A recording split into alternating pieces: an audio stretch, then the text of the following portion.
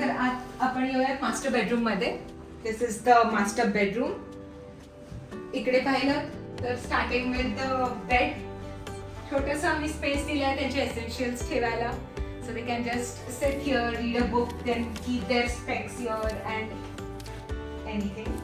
आपण इकडे bed side lamp पण डिझाईन केला आहे की इझी ॲक्सेस राहावी त्यांना, शेजारच्याला डिस्टर्ब होऊ नये म्हणून. प्रत्येकाला ह्या साईडला पण आहे, त्या साईडला पण आहे. सो हा आहे वॉर्डरोब.